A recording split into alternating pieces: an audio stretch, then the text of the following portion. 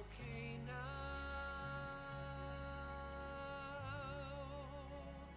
Goodbye, my friend.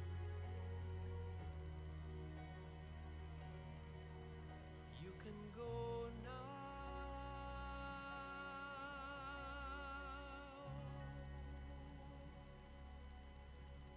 Goodbye.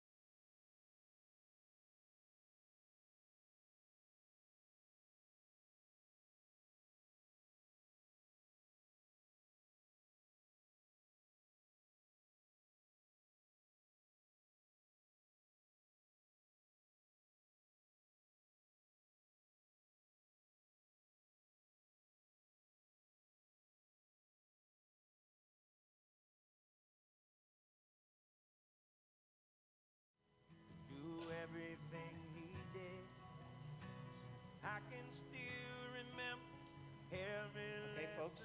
Glad to have you with us today for this special service. And I would ask you to rise as the family enters the auditorium.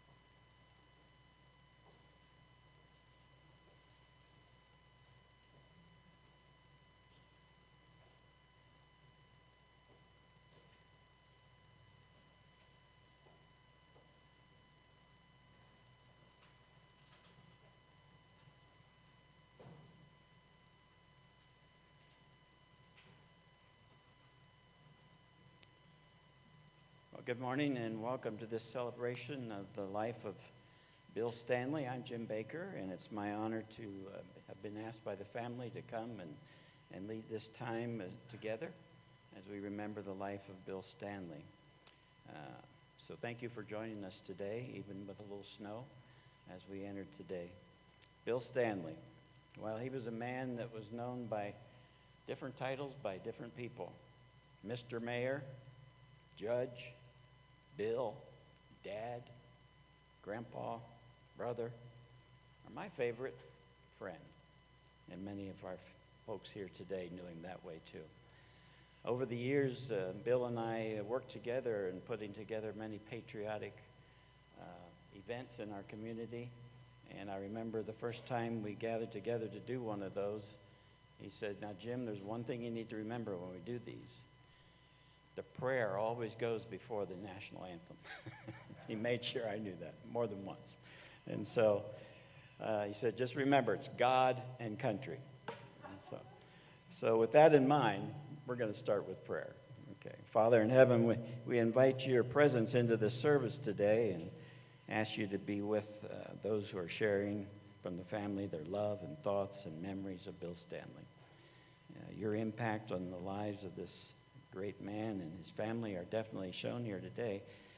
We pray for your comfort to embrace them today as through these days ahead too, as they realize his absence in their lives. And we pray this all in the name of Jesus Christ, who reminds us that blessed are they that mourn, for they shall be comforted. Amen. You may be seated.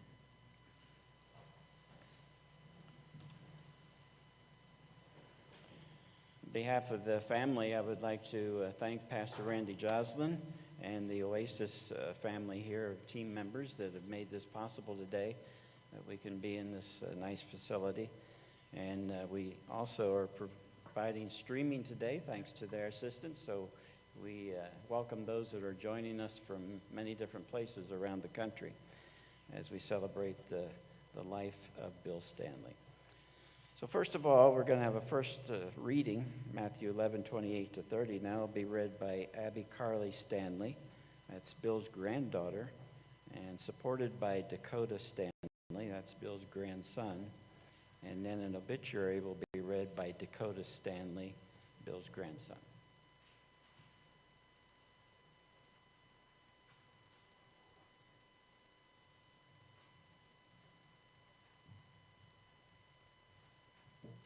Hello.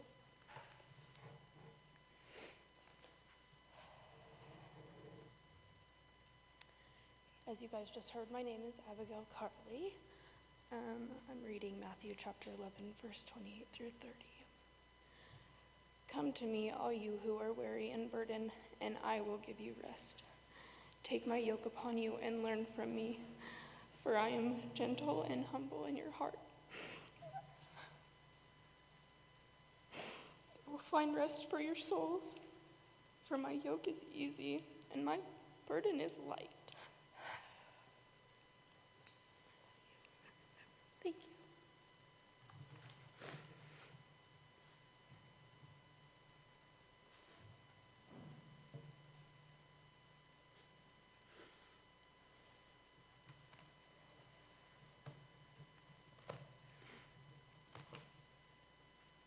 Hello, I'm Dakota Standley, grandson of Bill Standley. Um, Sometime in the morning of Friday, February 19th, 2021, while sleeping in his home in Farmington, New Mexico, Judge William E. Stanley, known to many as Bill, returned to our Lord's kingdom in heaven to rejoin his beloved wife of 61 years, Karen Jean Stanley. He preceded him in death in 2018. Along with her, he was preceded by his mother and father, Caroline and Luther Stanley, his son, Scott Harris Stanley, and his daughter-in-law, Amy Stanley. Bill is survived by his children, Tim Stanley and his wife, Tammy of Los Osos, California, Drew Stanley and wife Joni of Ignacio, Colorado, Kurt Stanley and his wife, Cindy of Los Alamos, New Mexico, and his daughter, Karen Sue Stanley of Farmington, New Mexico. He is also survived by his brothers, Gary Patterson and Rex Patterson, and his wife, Linda, and his sister, Sandra Boring, and husband, Chuck. Other surviving family members include 10 grandchildren and 14 great-grandchildren, with another on the way. Bill was born in Stockton, California on September 3rd, 1937, near the end of the Great Depression. While still in high school, Bill discovered and latched his intentions onto a young, beautiful blonde girl who also attended Stockton High, Miss Karen Jean Hain. She wasn't quite as sure about their future together as Bill, but by the time he had beaten back all the suitors, he had won her hand, and they were married in June of 1957. Upon graduation from Stockton High, Bill decided to enlist in the U.S. military. He traveled from Stockton to San Francisco and proudly volunteered to become a member of the U.S. Marine Corps. Following boot camp, Bill was given 2 weeks to travel to and report for duty at his first posting in Jacksonville, Florida. With his bride and $14, they set out from California to try to get to Jacksonville.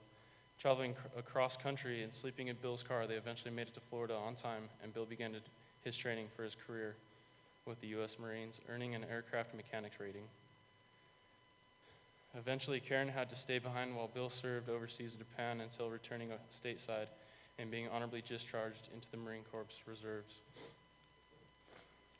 In 1962, Bill was honorably discharged from the Marine Reserves, but not before the Marines transformed his life forever, as it solidified his fierce work ethic and dedication to duty, as well as leaving him with a Master Judo rating and appreciation for empowering people and getting things done. Following the end of his military career, he looked for gainful employment and found it working at a commission salesperson with this year's robot company in California. As their family started to grow, Bill's job took him and his wife Karen traveling around numerous communities through California. By the time Bill decided that perhaps he wanted to go into law enforcement, it was too late. Wife Karen put her foot down and suggested that perhaps he should find a position that included less danger and more stability. So dutiful Bill decided to take a small cut in pay and accept an offer in management with Sears. Bill moved up the ranks with Sears in California and took over the top spots in Oxnard and Santa Barbara. With an offer to manage an even bigger store outside the California region, Bill accepted that what would turn out to be his final big move. He had no idea where exactly they were sending him, but it turned out to be the community on which he was one day to make an indelible mark, Farmington, New Mexico. Bill and Karen and their younger children pulled up roots from Carpinteria, California, and headed to the unknown plateau of northwestern New Mexico. Bill enjoyed horseback riding, so he searched for a home where he could maintain a stable and enjoy the outdoors, which proved to be a passion throughout his life, in addition to the cowboy lifestyle. But Bill took on and participated in many other interests. Eventually, his resume included president of the Chamber of Commerce, president of the San Juan Rotary Club, president of San Juan United Way, president of the New Mexico Municipal League, president of the Farmington Chamber of Commerce, Redcoats, president of the Anasazi Foundation, president of the San Juan Wildlife Foundation, board of directors of the Farmington Convention and Visitors Bureau, board of directors of the San Juan Communities Initiative, chairman of San Juan College Foundation Fund, a member for the U.S. Marine Corps League, graduate of Leadership San Juan, member of the Farmington Capital Improvement Commission, honorary of the Farmington Chamber of Commerce, New Era Makers Museum, as well as others notable organizations and activities. By the time he was ready to retire from Sears after 37 years, Bill had already served in many of the public services organizations listed. Upon leaving Sears, Bill was sought after to become advertising manager for the Farmington Daily Times, as well as a manager for construction supply in Farmington. But his biggest honor and service opportunity was still in front of him. With the urging of a Farmington community icon, Miss Betty Berry, Bill was convinced to take the plunge into the political arena and seek the position of Farmington mayor. His win in 1998 was followed by 2 more popular re-elections of 4-year terms and a total of 12-year tenure leading the city. Under his leadership, Bill and wife Karen established the Red Apple Transit System of Farmington, the municipal bus service. He oversaw the expansion of Riverwalk system and the establishment of All Veterans Park and the instrument of founding of Total Behavioral Health Services. Bill sought to improve relations with the surrounding Navajo Nation and was able to establish great relations and friendships with many of the Dene leaders, both governmental and traditional, and was honored by the initiated by ceremony into a traditional gourd dancing society. In his role as mayor and New Mexico Municipal League president, he was invited and honored to attend the presidential inauguration of George W. Bush, where he personally met and conversed with the U.S. president. He presided over the construction of many quality of life projects of Farmington, including parks, playing fields, a new public library, and expansion of the riverine system. His legacy in Farmington is still felt to this day and will be for years to come. Bill accepted what would become his final career challenge when he transitioned away from mayor's office and elected to the branch of the Municipal Court of Farmington. Upon his passing, Bill is still serving as a municipal judge, where his absence will be felt by many. The Standley family would like to thank many people who have reached out and offered assistance and sympathy during this trying time. In addition, Bill would have liked to thank the people from every walk of life that influenced him and allowed him to achieve more than his life than he ever could have imagined. I wrote this 3 days before for one of my classes. And it's obviously finalized with him in it. But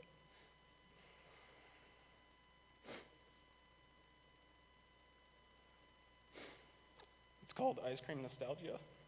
When I was a kid, my grandparents and I would eat ice cream every night after dinner. Didn't matter the night. My grandpa was very specific about what kind of ice cream he had to have. It had to be just plain vanilla, not vanilla bean, not homemade vanilla. Even to this day, he still says, please get him some vanilla ice cream, not that homemade stuff or vanilla bean. It has to be plain. Plain old vanilla, all my grandpa would eat. And it had to be the specific Blue Bunny brand, or he wouldn't eat it at all and complain all to high heaven on how the plain vanilla is the only one I like.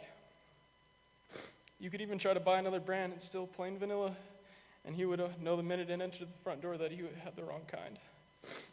When he would eat ice cream together, he would sit on their breakfast table with the white lace tablecloth.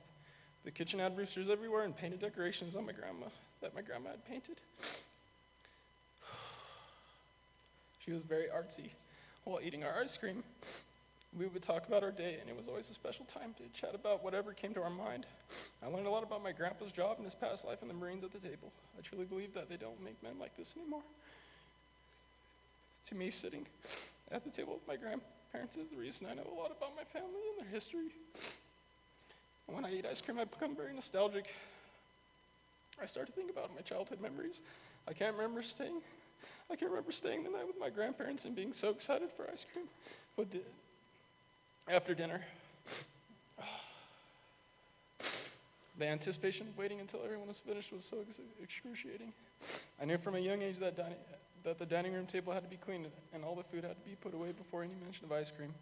After all the chores were done, dishes were cleaned, put away, and everyone's stuff from dinner, we would wobble to the living room to watch whatever caught our eye on the TV. It could be 2 minutes of channel flipping or 30 minutes of Blue Bloods or Old Westerns. Depends on what Grandpa picked. After settling down and picking a show or a movie until bed, a few minutes go by and Grandpa would say these 4 beautiful words: want some ice cream? I always had a big smile and would say yes, of course. Grandpa would tell me to go get ice cream, put it in the microwave for 5 seconds to serve you your sugar, aka Grandma, yourself and me. Knowing just the way they liked it, I didn't have to even ask how they wanted it. Would run to the fridge to do exactly what he said. For Grandpa, it was 3 scoops of plain vanilla, chocolate syrup drizzle on top, sugar pepper, 2 scoops of caramel syrup. Finally, for myself, I would put chocolate syrup and stir it up until it was similar to Wendy's chocolate frosty. Just recently, my grandpa passed away, and now all I can think about is how I wish I could have one more bowl of plain vanilla ice cream with him. Every night when I go to the freezer and pull out some ice cream, I think of him, and it makes me very happy, and that I have these memories, but I really have, but I'm really sad at the same time. He was one of my best friends who gave me this ice cream addiction. My wife can thank him for that. When I started dating my wife, she never understood how I could have ice cream every night because they only had it on special occasions.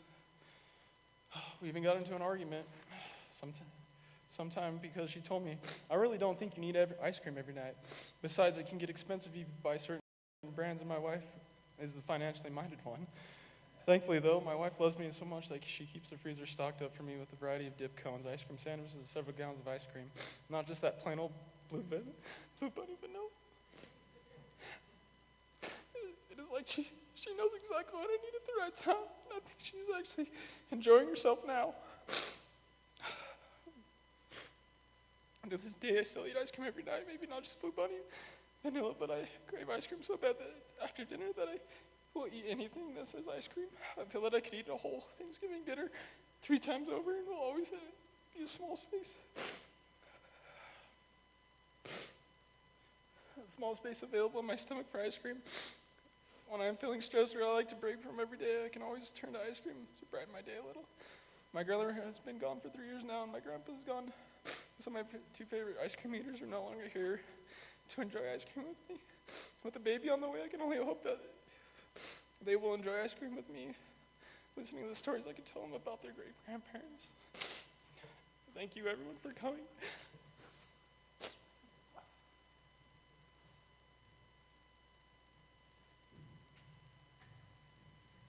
Wow, one more reason why I like Bill so much. We both love ice cream. Our music today is provided by Robin Woodard and Shara Piper, and their first song they're going to be doing is Heaven Was Needing a Hero, and boy, we have one today.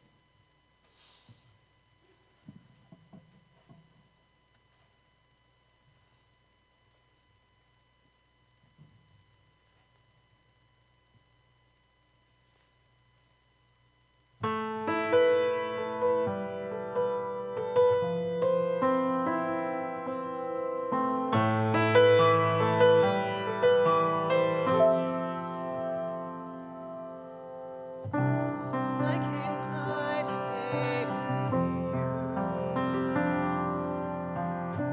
though I had to let you know.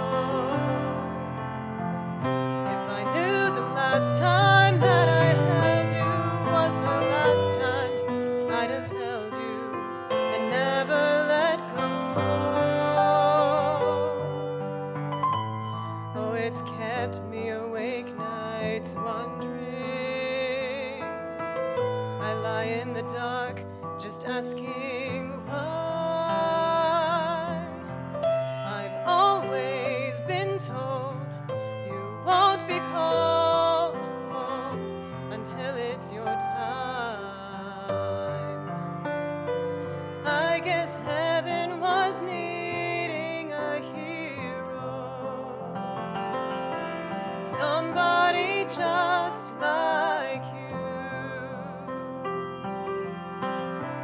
brave enough to stand up for what you believe and follow it through.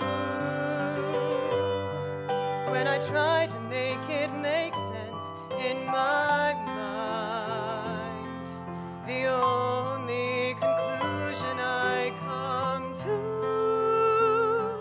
is that heaven was needing a hero like you.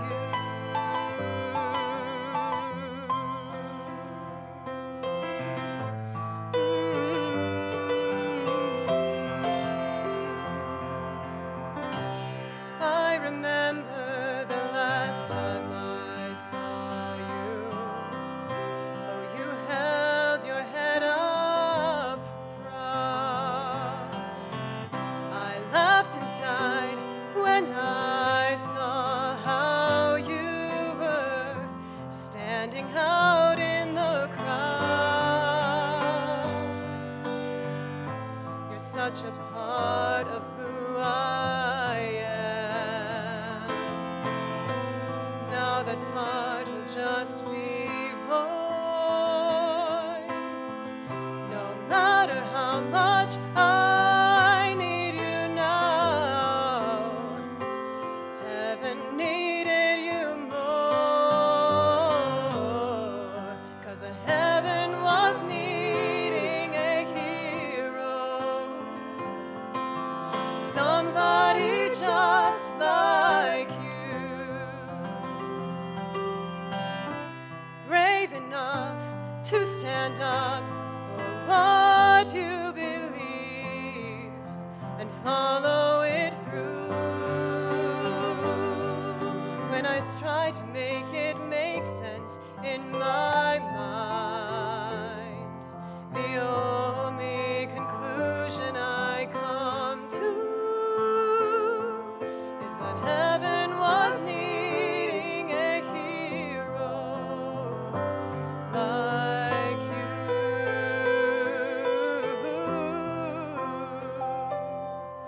Yes, heaven was needing a hero. That's you.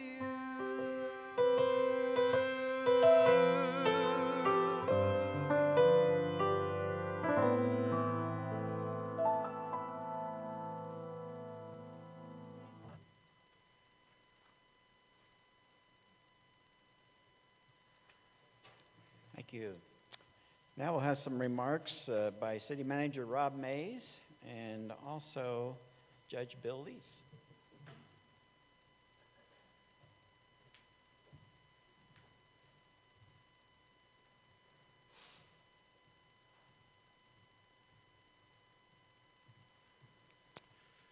Well, good morning.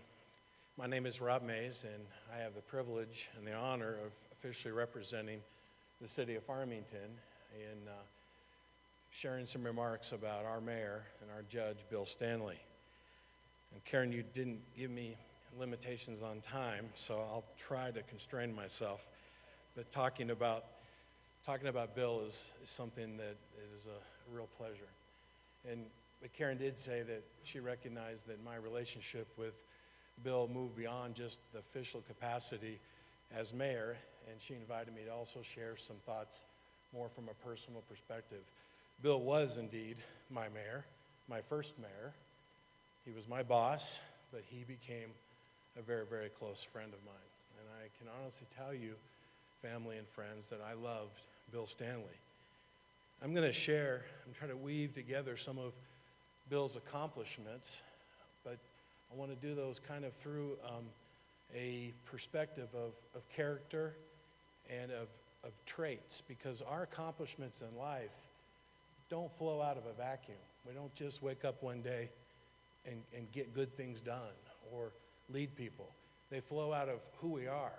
And so I'm going to share some stories, but I want to put it in some perspective of some character qualities that I know that you will all recognize and remember, and each have your own set of memories and accomplishments that flowed out of Bill's leadership and mentorship in our life. Bill was my first mayor. I've had the privilege of working with 3 amazing mayors, but you never forget your first. Bill is the one that put his confidence in me. He's the one that took a risk on me. And now, nearly 14 years later, I hope that I have made him proud. And it wasn't very, very long ago that he and I had lunch together, and he told me that I've made him proud, that he didn't regret taking the gamble on appointing me as city manager. I love Bill Standley because of his family. He and I would have lunch together, Mexican food, as I'm sure you all know, pretty much a couple times a week for a long time. And his favorite topic was always his family and his grandchildren. And with all Bill's accomplishments and all Bill's legacy, you've all already seen what Bill, by far, would be the most proud of. It's his children and his grandchildren, and soon-to-be great-grandchildren. He loves his children, he loves his grandchildren, of course, he loved his horses, another important part of his family. I love Bill Standley because of his leadership that was balanced with humility. I saw it time and time again. He delegated well, he delegated definitively, was not afraid to direct others to be their best and accomplish the things that needed to be accomplished, but he always gave credit.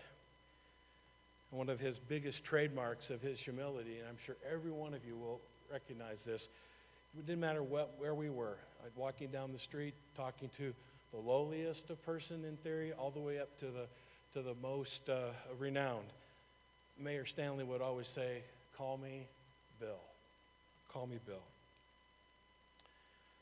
I love Bill because of his respect.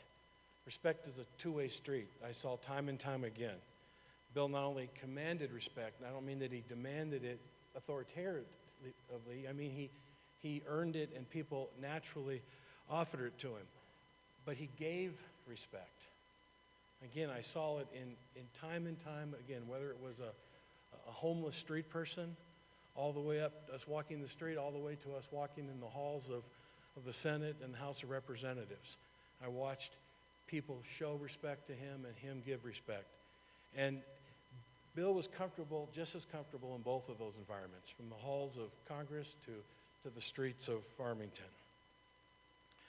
I love Bill Standley because of his wisdom and discernment. I'll never forget my first day in the office. He called me and sat me down and said, "Listen carefully. Here are some people you need to watch your back. Here's some people that are going to try to hurt you. Here's people you can trust. Here's people you're going to be able to depend on."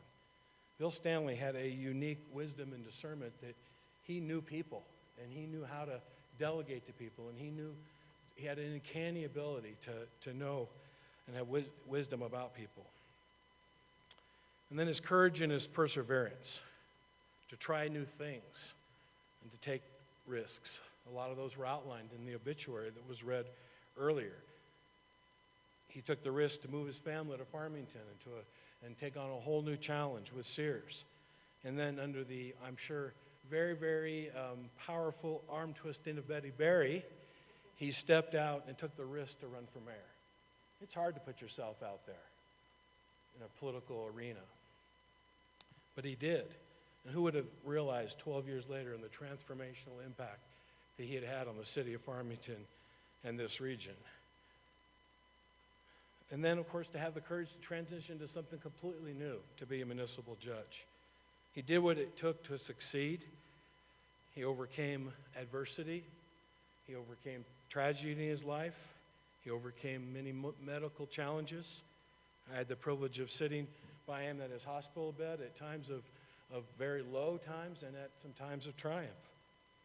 And one of my last times with him, I saw part of his perseverance and his commitment when we were out for lunch, and he had told me that he had really become self-conscious about going out in public with the challenges and some of the problems that he had after his cancer.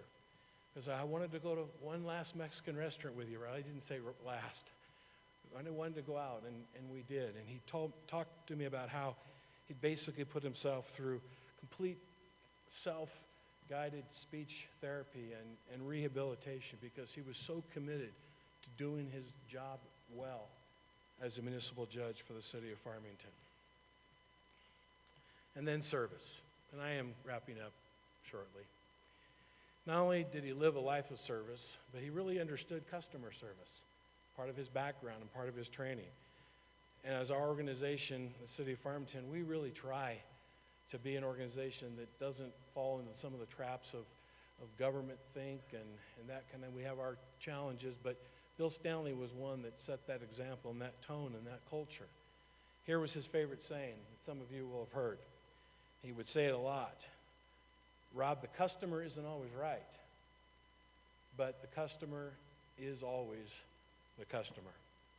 And that value we try to have permeate the city of Farmington, that our citizens are certainly not always right, but they are always the citizens, and they are why we exist. And Bill led with that charge, and that continues to influence the city of Farmington to this day.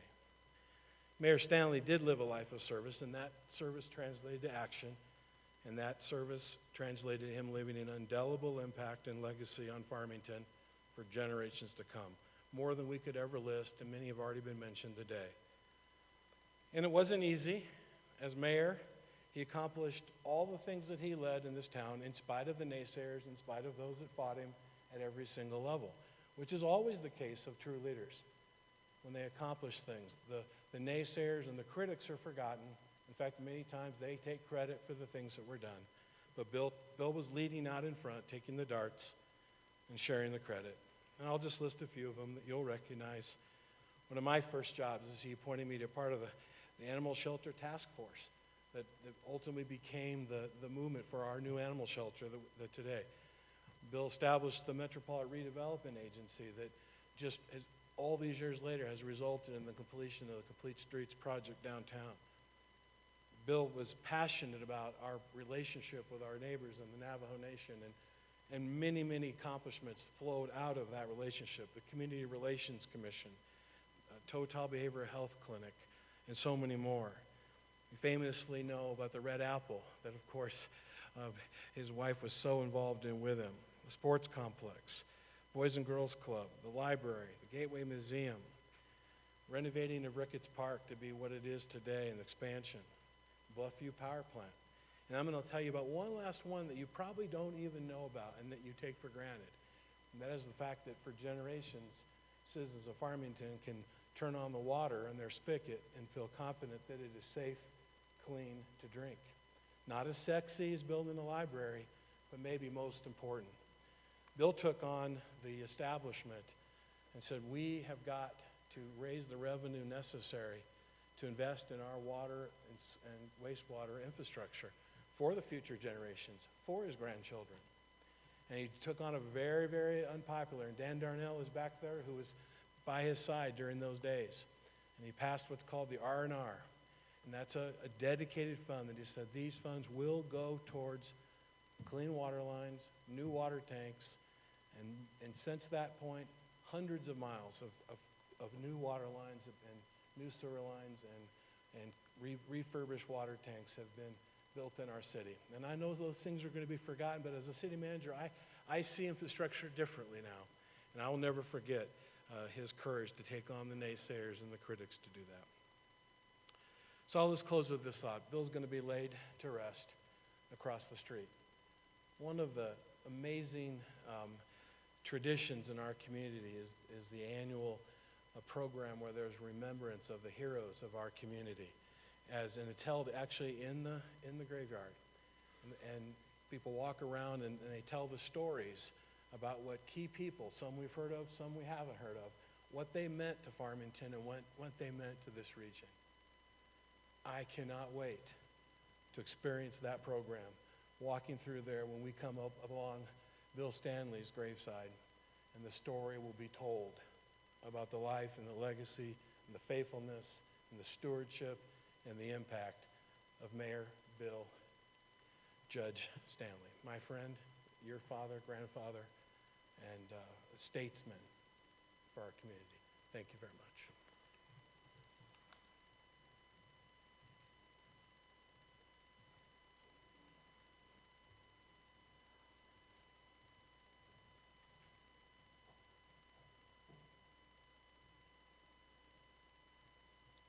Good morning. I think all of you know who I am, Judge Lease, the City of Farmington Municipal Judge. And Tim, Drew, Kirk, Karen, on behalf of myself and my sweet wife Ariel, and to all of your family, from Judge Stanley's court family and from the Municipal Judges Association of New Mexico, my most sincere, heartfelt condolences. We feel your loss as well as you, that's for sure. Karen asked me to say a few words about memories of the Judge, Bill Standley. I agreed. I said, oh, sure, I can do that. Said two things. I'll keep it lighthearted and keep it brief. And then I got thinking, well, 1 out of 2 is not too bad. So here we go. Judge Standley. Where do we start? Well, for me, it started way back when Judge Standley was Mayor Standley. I got to know him through court business of various sorts. During those meetings, we got to be good friends, and like Rob said, becoming friends with Bill Standley was having lunch together, having breakfast together. Most of the time, it was breakfast for us because of the time constraints, and we would end up down at the Village Inn, of all places, down at the VI. That was my first experience with Bill Standley, my friend, was down at the Village Inn. And we were talking court business, and we got to talking, just about all sorts of life together. And we realized how much in common we shared. And then through the years, after Bill became private citizen Bill, I called him and said, hey, how about breakfast? And of course, what does he say? Well, let's meet down at the VI. Okay, so we did. I had a motive in mind. See, I knew Bill was somewhat interested in judgeship, and I had an offer to make. I sat down and said, how about you consider being appointed alternate judge? And I'm not kidding you. Before I could even get finished saying it, he said, yes. And I said, okay, is that yes, you'll consider it? And he says, no, it's yes, I'm going to do it. And he says, when do I start? And I said, well, hold on there. Hold on. We got to get you approved by the city council. And he goes, oh. He had a little rivalry with some of the counselors, and so he was a little concerned about being appointed, but I told him, nah. And sure enough, it was unanimous. And literally the very next day, here's Bill Standley showing up in my courtroom, sitting down in the back of the court. And then after a month of that, I said, get up here and sit on the bench and see how we do things. And he said, well, I'm still not really understanding all this business about a judge. And I said, well, there's just three things you got to remember. Number one, you got to know your community, because you're elected representative of that community to the judiciary. Remember that. Got it, no problem. Number two, you got to know people. You got to know what people do. You got to know why they do it. You got to know what they say, and you got to know why they say it. In other words, you got to be able to cut through a whole bunch of BS. And he'll say, got it, I can do that. I said, well, the third thing, you got to know the law. And I pointed to our law books of procedures and all that. And he says, well, how do you do that? And I have to digress just a little bit. Anybody that's had a conversation more than 5 minutes with Bill Standley knew that he was a Marine. He wasn't an ex-Marine. He wasn't a former Marine. He wasn't a retired Marine. He was a Marine. Well, see, Bill Standley's career as a Marine is much the same as mine as my service in the Navy.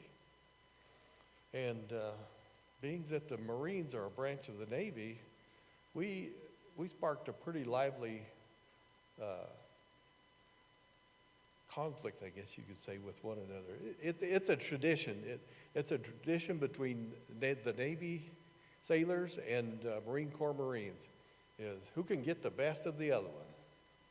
Well, Judge Standley didn't realize it, but he kicked the door wide open when he said, I don't know anything about the law. And I said, well, Bill, for Marines, they have a special training kit And I said, yeah, it comes from the Judicial Education Center. Comes in a box. It's got a box of crayons and a coloring book. And he just laughed. He said, you got me. But he said, I'll get even. So we sat many, many hours studying the law, and sure enough, we got Bill started as alternate. He was serving on a regular basis as alternate, and then all of a sudden one day in early 2014, he comes to me and says, what do you think about me running for part-time judge, being elected? And I said, well, you're qualified. The people of Farmington know you. And if you feel it's your calling, go for it. And he said, well, I'm going to think about that. Well, filing day for municipal elections come along. Hadn't heard anything from Judge Standley. The filing closes at 4 p.m. About before 5 o'clock, before I left work, he said, well, I did it. And sure enough, he filed to run for part-time municipal judge, ran and was elected. And that begins a story of and my intense friendship with the judge, Bill Standley. I got to know him quite well because I would oftentimes, as much as I could, stop by his office and see how things were going and make sure he was ready for court and all that stuff. And we would always have a few. There's no such thing as a 5-minute conversation with Judge Standley, of course. You guys know that. But we'd start out talking court stuff, judge stuff, and then we'd go to Marine Corps stuff. We'd go to news and politics. Did you guys know that Bill Standley was a newsaholic? He gets up in the middle of the night and turns on Newsmax. Who does that? Bill Standley does. Oh my gosh, if you need to know anything about what's going on, just ask Judge Standley. He knew. He kept up with news, he kept up with politics. We would tell all kinds of stories about that. And then we would talk about our military. The funny thing about our military, he of course preceded me a few years, and he was in the Marine Corps, poor guy, and I was in the Navy. But the strangest thing was his Marine Corps time started in California. Mine started in California, San Diego. His went to Jacksonville, Florida. Mine went to Jacksonville, Florida. His went to Atsugi, Japan, to a top secret air base. That's where I went. And if Judge Standley, if the Vietnam conflict had was going on when he was in the Marine Corps, he'd have been in Da Nang, right where I ended up. Oh, and also along the way, he was in Cuby Point in the Philippines, where I was. So we knew places and people, and it was amazing how much we had in common about our military life. But I got to tell you, the one thing that every conversation, every day, would come back to, and you guys got to believe this, is his family. He loved his family. And unfortunately for you guys, see, I got to back up just a minute again here. Because I'm going to tell a little story about Dakota, but before I do, I got to say, one day I was in Bill's office. Well, it was actually before he became part-time judge, and while he was still alternate, I said, hey, man, I started dating this real sweet lady. She's an author. She writes children's strategy books. She's an adjunct English teacher at the college. She's a runner like I am. And he says, is her son PJ? And said, yeah, sure enough. And I said, you know Ariel? And he says, and like was said earlier, Ariel and Karen, their paths were established long ago, and then Dakota and PJ, Ariel's oldest son, went to school together. They hung out together, and they evidently got in a little trouble together from time to time, what I understand. So you guys just be sure you know. I want you guys to know, even though Judge Standley's not with us now, his stories are still stored away, and they'll be cherished, that's for sure. But the one thing that Judge Standley never wanted to talk about, what was the one thing? What was the one thing that Judge Standley never wanted to talk about? His physical ailments.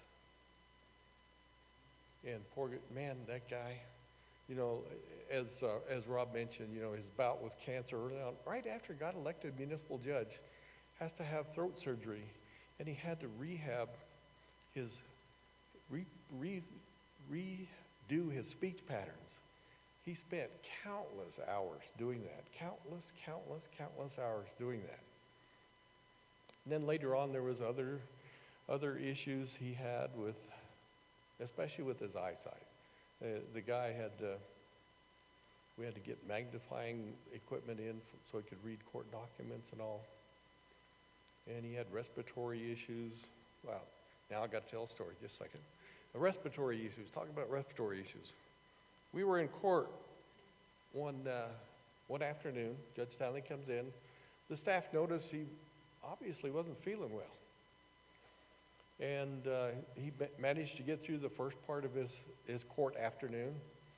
And when it come time for the second half, he was in his office. The clerk went in and said, Judge, we're ready for court.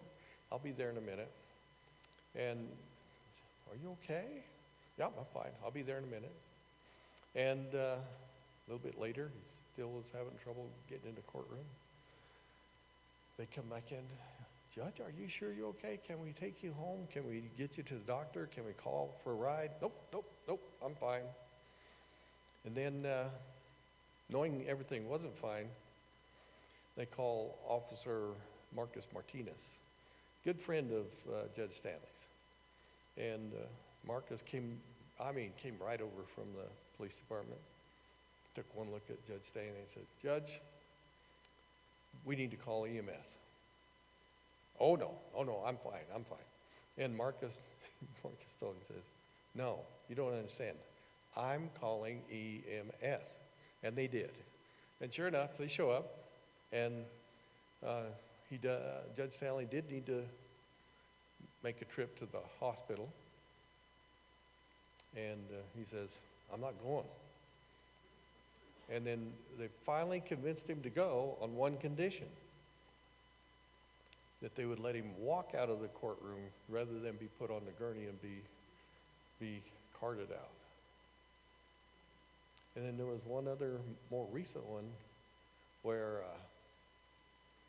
I can't remember what day of the week it was, but he called me he had a doctor's appointment. He called me from the emergency room. And he says, yeah, I went to a doctor's appointment, and they told me I had to go over to the emergency room, and now they're telling me I got to stay in the hospital, but I'm going to be out of there tomorrow. And I said, well, take whatever time you need. There'll be time, there'll be opportunity. Don't worry about it, get well. Well, let's see, the next day, they're running tests, this, that. And about the second day, it was the second day, yeah, he says, I'm getting out of here. He said, I'm going home tomorrow. And I said, did the doctors release you? No, not yet. And I said, well, you should wait for them to release you, don't you think? Well, sure enough, next day, he's calling me from the hospital saying, I'm going home. And I said, oh, you got released? I'm releasing myself. And sure enough, he went home. He took care of himself at home. And he told me, I do remember, That was on a Wednesday. And he said, I'll be back to work Friday. And I said, oh, come on. Give yourself some time. And he said, okay, I'll be back Monday. Sure enough, Monday morning, there he was. And the one big bone to pick that the municipal court family has with him is he was always telling us that he was going to die on the bench.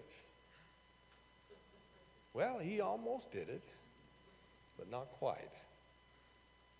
No, the one thing that Judge Standley never let get the best of him was all of his medical infirmities. He was determined to serve the public. He was determined to do his duty. He was determined to serve this community. And you know, I'm almost finished, folks. Bear with me. But I do want to share one thing with you from the Bible, and that's the Apostle Paul. If you guys know anything about the Apostle Paul, he had similar infirmities of Judge Standley. He said it was a thorn of the flesh. We don't know what it was. It never said in the Bible, but it was something that was common enough with him that he kept asking God to take it from him. And God said, nope, my grace is sufficient. So Paul went on his missionary journeys. Poor guy, he was shipwrecked twice and left for dead. He was beaten. He was flogged. He was stoned. He was imprisoned. And yet he kept on. He didn't stop. He didn't let anything get the best of him. He said, oh, poor me, what am I going to do? No. Well, that's Judge Standley. Listen to what Paul wrote in Galatians, the 6th chapter, 9th verse. Let us not become weary in doing good, for at the proper time we will all reap the harvest if we do not give up. Isn't that Judge Standley? Yeah, it is. Yeah.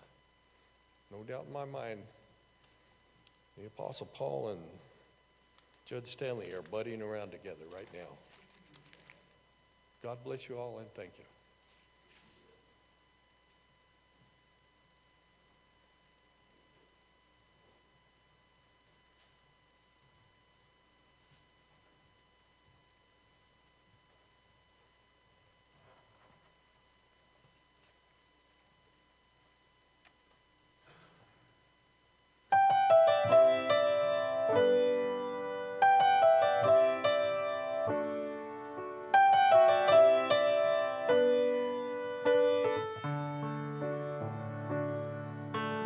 Blowing on my face, sidewalk flying beneath my bike. A 5-year-old's first taste of what freedom's really like.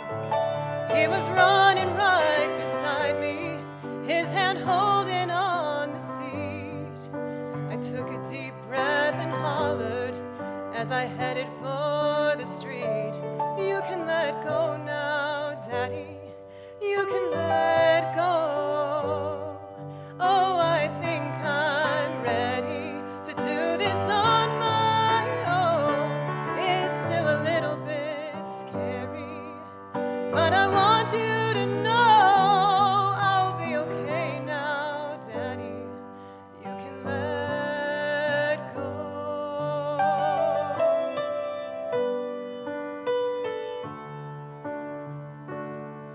I was standing at the altar between the two loves of my life. To one I've been a daughter, to one I'll soon will be a wife. When the preacher asked who gives this woman, Daddy's eyes filled up with tears. He kept holding tightly to my arm till I whispered in his ear, you can let go now, Daddy. You can let go.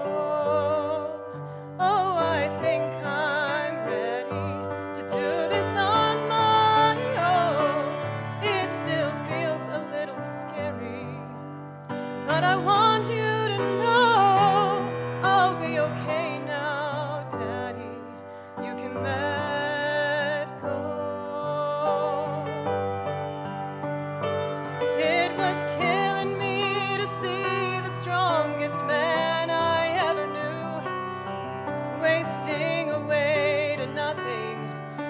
that hospital room. You know he's only hanging on for you. That's what the night nurse said. My voice and heart were breaking as I crawled into his bed and said, "You can let go now, Daddy. You can let go. Your little girl is ready to do this on my own. It's gonna be a little bit scary, but I want you to know I'll be okay now, Daddy. You can let go. You can let go."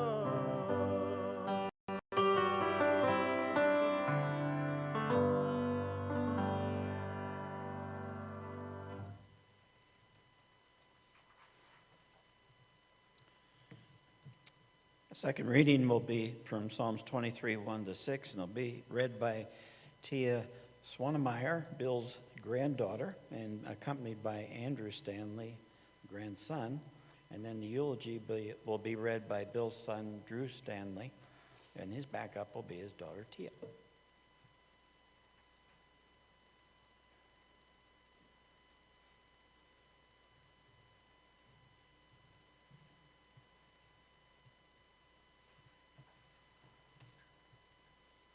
This is a reading from Psalms. It's chapter 23, verses 1-6.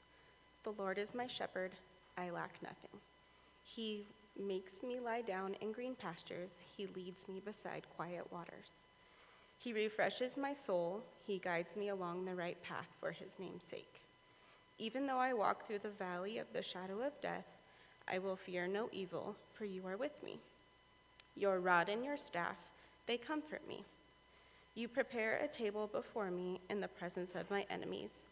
You anoint my head with oil, my cup overflows. Surely your goodness and love will follow me all the days of my life, and I will dwell in the house of the Lord forever.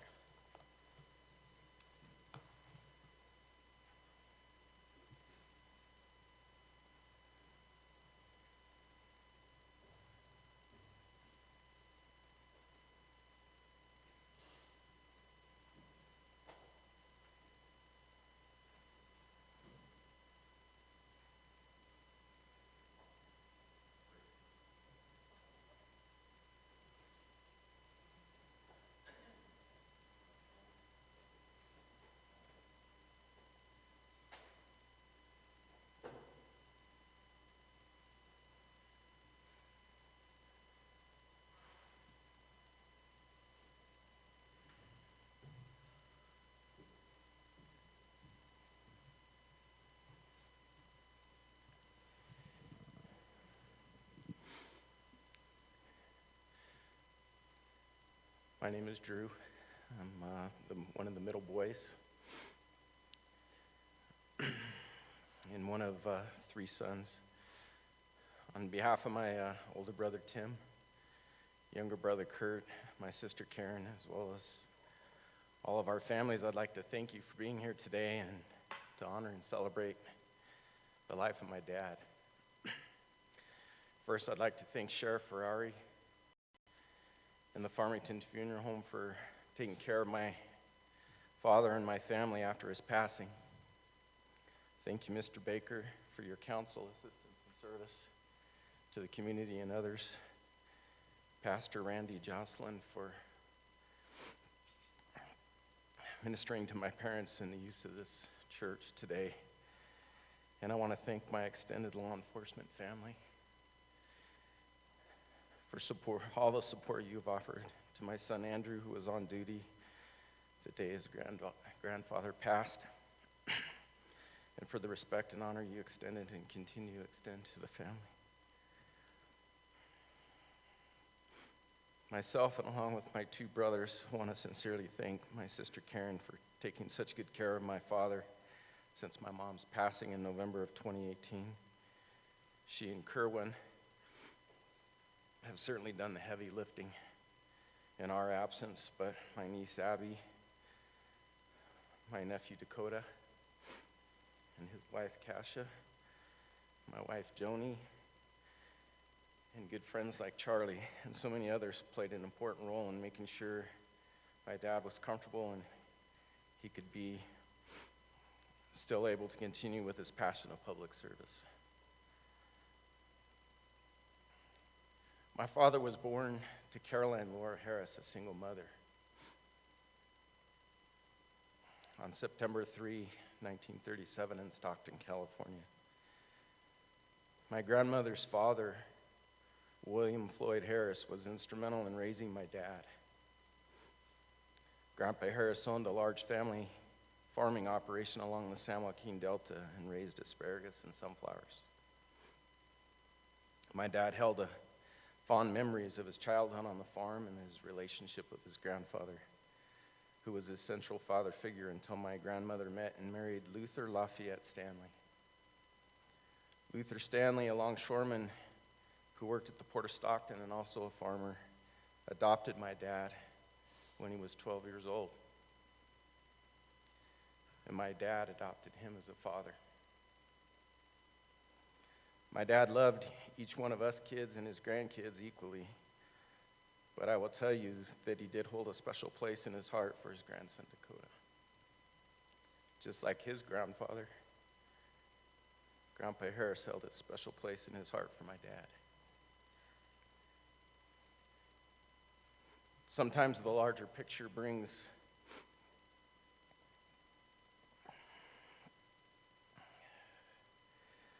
more clarity for all of us. I would encourage all those who still have the privilege of having their parents here on earth seek the bigger picture from them. They likely won't share it unless you draw it out of them. It's just not really in their nature. My father attended Franklin High School in Stockton, California, where he met the love of his life and our mother, Karen Standley. Dad graduated in 1955, and he went to work at the Stockton State Hospital for the mentally ill. In January of 1957, my father, along with his best friends Jack Hoxie and Doug Rotto, joined the United States Marine Corps, went in on the buddy system. He was honorably discharged from the service in 1961. My dad and the man who we kids would come to know as Uncle Jack would be lifelong friends. My mom and Uncle Jack, well, they were cordial. I can say that. After my mom's passing, my dad wouldn't allow any changes to be made to their home or anything in the home. My mother's personal effects remained untouched for the past few years and up until today, this day. The only thing that changed in that house was my dad. I'm confident he had a broken heart. This would be expected after having been married for 62 plus years to the love of his life.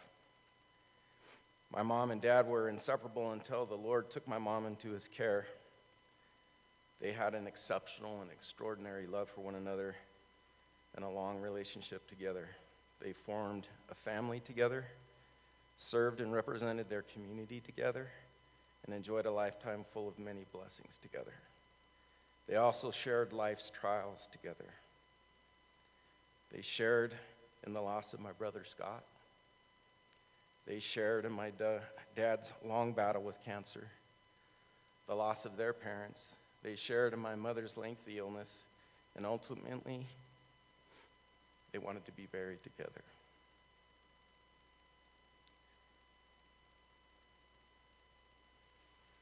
We can all strive to emulate that kind of love, but I dare say that few will ever achieve it. People may or may not have known, it's become evident today, that my father was a cancer survivor. He had 3 serious bouts with cancer in his lifetime, but these fights were separated by years, not weeks or months. Battle after battle, all 3 fights involved major surgeries, radiation treatments, chemo treatments. Every fight was undertaken with selfless vigor to beat the cancer, continue working to sustain the family, and continue the work at hand. His first battle with cancer was in 1973. My dad said back then having cancer created a stigma he didn't want to be associated with. He was a young, newly promoted manager at Sears Roebuck. He was advancing quickly and had dreams of more challenging opportunities ahead of him.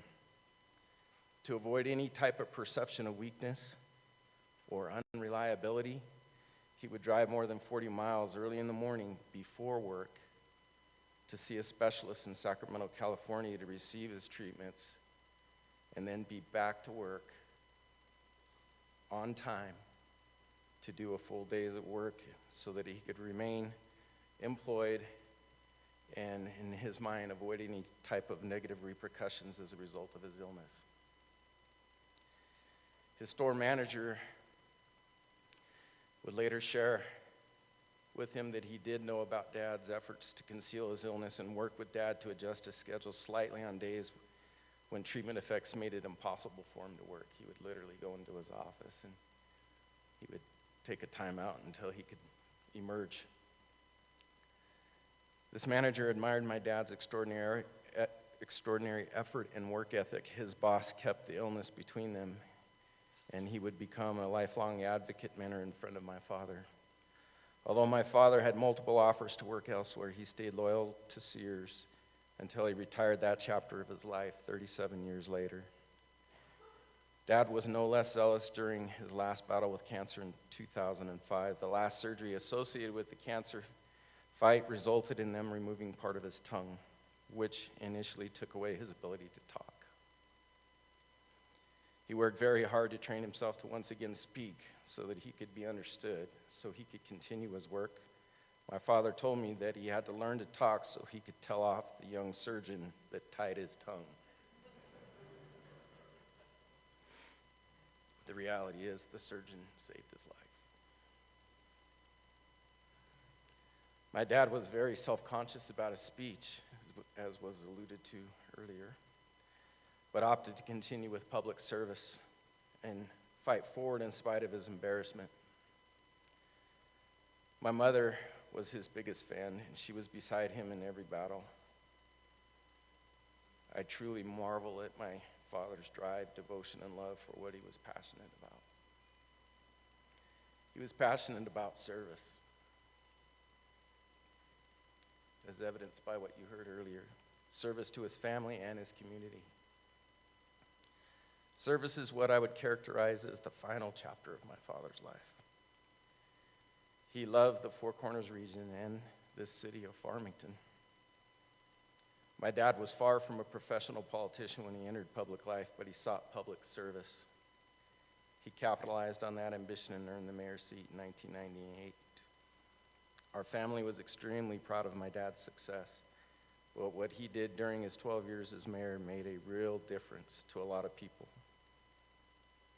As noted in his obituary you heard earlier, as well as Mr. Mays and Judge Lisa's comments, his many accomplishments, his service to nonprofits, his relationship with the Navajo people, and leadership on multiple boards had a positive impact on this community and the people that it serves. His ultimate transition to his appointment and election to municipal judge for the city of Farmington would round out his public service.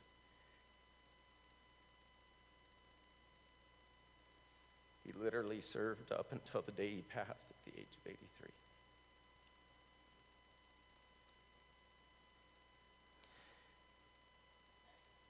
You must have noticed that I didn't speak about any personal passions that most of us would admit we enjoy or associate with, like sports or hunting, fishing, photography.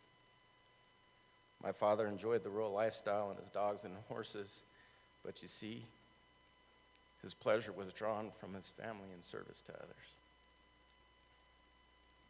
My dad was a fighter, a survivor, an incredibly hard worker, and most importantly for him, a positive example for others. I know my dad will be greatly missed by all of you. May we find comfort in knowing that his legacy and accomplishments will live forever. As a Marine, as a friend, as a loving husband, as a father, as a respected employer, as a respected mayor, and as a respected judge.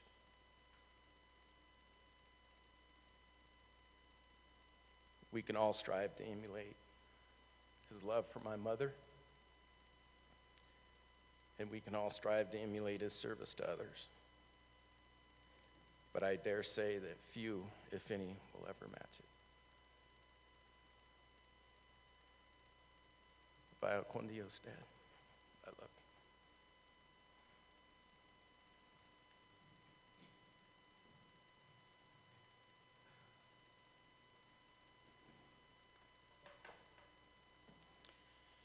Well, as both Rob and Bill said as they came up here, I'll keep my comments brief, and I'm going to stick to my notes, and that might actually happen. John 14, verses 1 to 3 says, "Let not your heart be troubled. Believe in God, believe also in me. In my Father's house are many mansions. If it weren't so, I would have told you, and I go to prepare a place for you. And if I go and prepare a place, I will come again and receive you unto myself, that where I am, there you may be also." Jesus said unto him, "I am the way, the truth, and the life. No man comes to the Father but through me." Someone has said that God never sees his children die. He simply sees them coming home. It's said that when one of his church members was dying, John Watson, the Scottish preacher of Edinburgh, would kneel down and whisper in the person's ear, "In my Father's house are many rooms."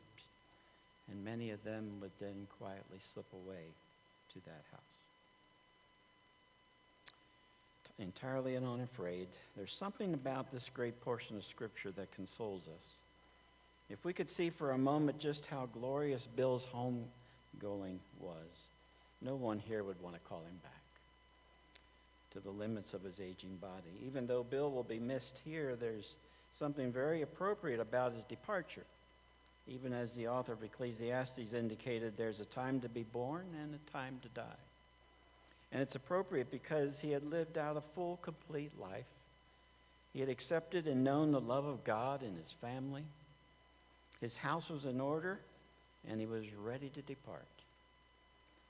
One person has said, "There's nothing more certain than death and nothing more unsure than life."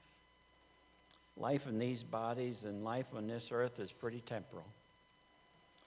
The Bible refers to our bodies as tents.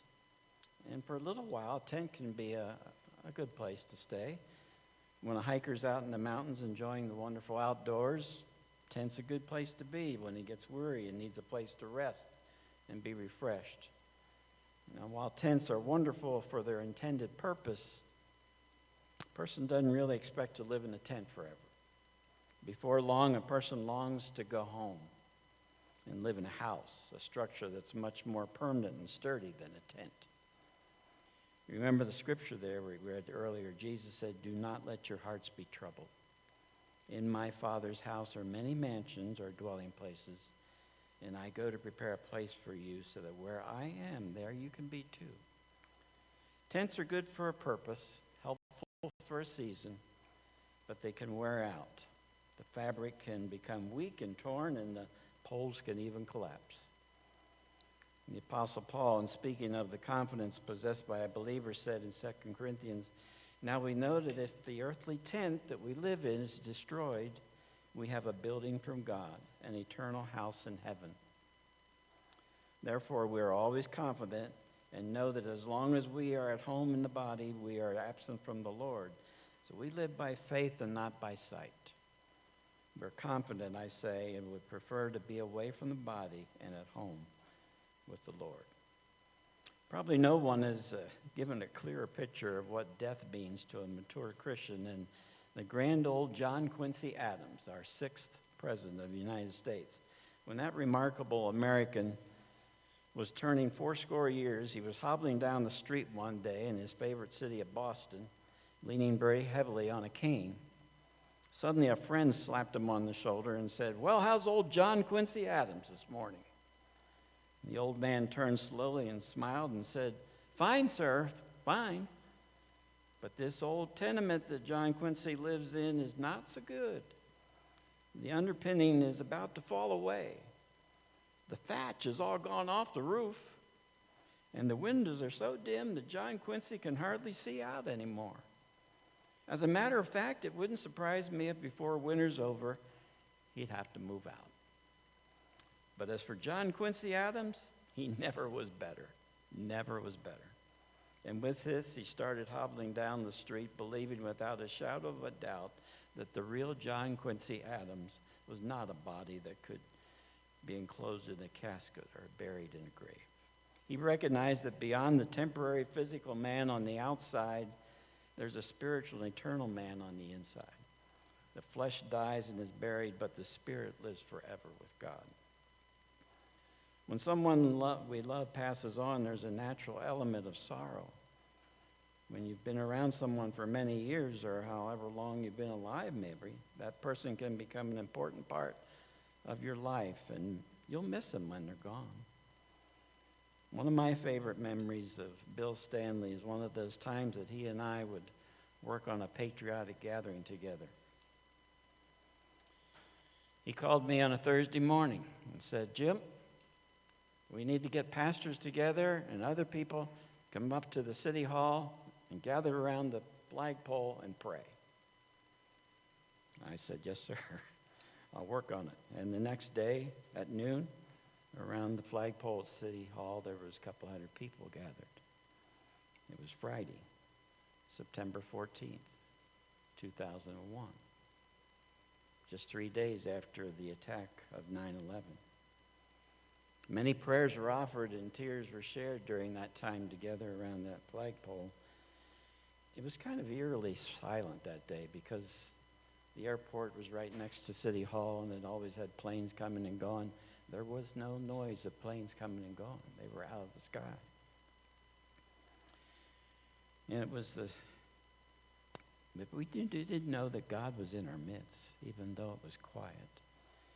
At one point, Bill began to tremble a bit with emotion after one of the prayers. I just placed my hand on his shoulder, and he became calm again. And years later, he would tell me that, "I remember when you put your hand on my shoulder and I got calm, and that really meant something to him." Well, today you may be remembering a pat on the back or an encouraging word from Bill Standley. Let's not forget in the midst of our natural sorrows is a supernatural joy that comes from knowing the reality of Jesus, God's love, his forgiveness, the new birth, the reality of heaven, the reality of eternity, the reality of a future reunion. Weeping may endure for a night. Our human emotions sometimes need a release. But let's remember that for Bill Standley, joy and freedom came on that other Friday morning just a few weeks ago. An earthly light has gone out, but where Bill is, no earthly light is needed. The glory of God, shining brighter than the sun in his radiance, and his face is now glistening in that glorious light. So as believers in Jesus Christ, when we come to an end of our journey, it's a good day. Our earthly journey will have ended. A heavenly residence has been established. So what is our hope? What is our confidence? What is our expectation? In 1 Corinthians 15 we read, "O death, where is your victory? O grave, where is your victory? But thanks be to God who gives us the victory through our Lord Jesus Christ." What must it be like to step on shore and find it heaven? To take hold of a hand and find it God's? To breathe new air and find it celestial? To feel invigorated and find it immortality? To rise from the care, the loneliness, and the turmoil of earth into an unbroken calm and find it glory?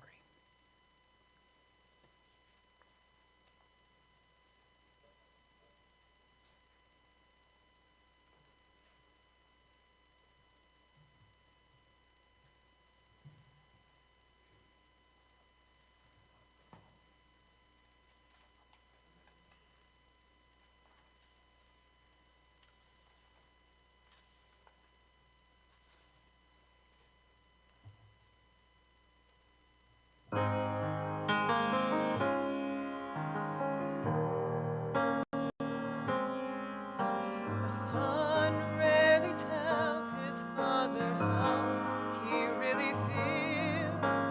A handshake or a pat on the back is all that he reveals.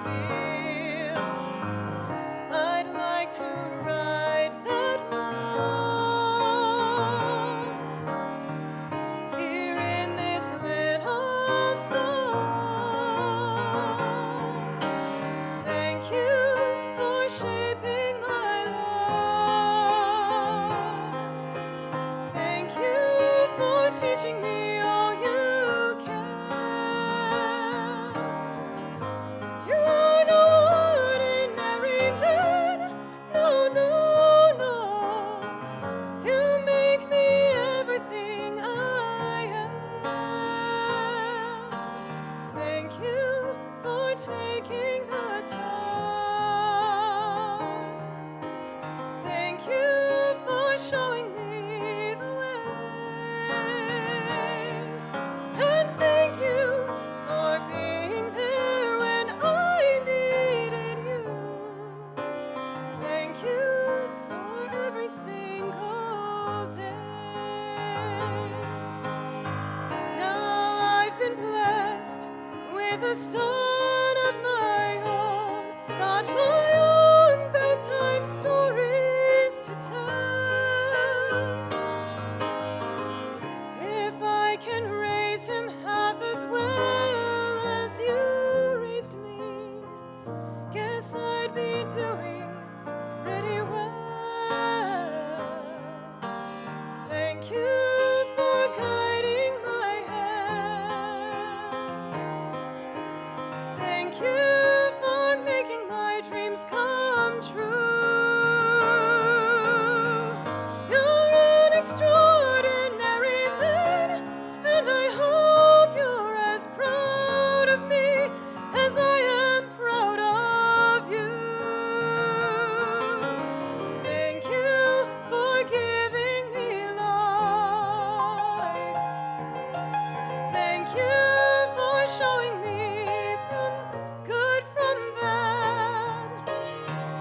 I guess I'm only really trying to say thank you for being my dad.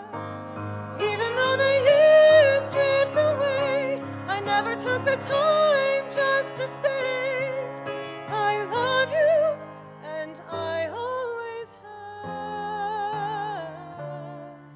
And thank you for being my dad.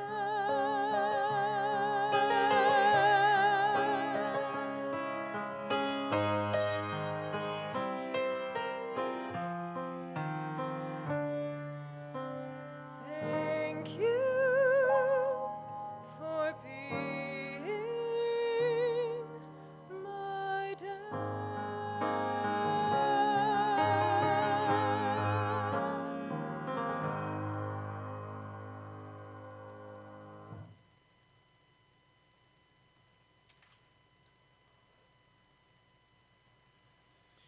And that concludes our program today.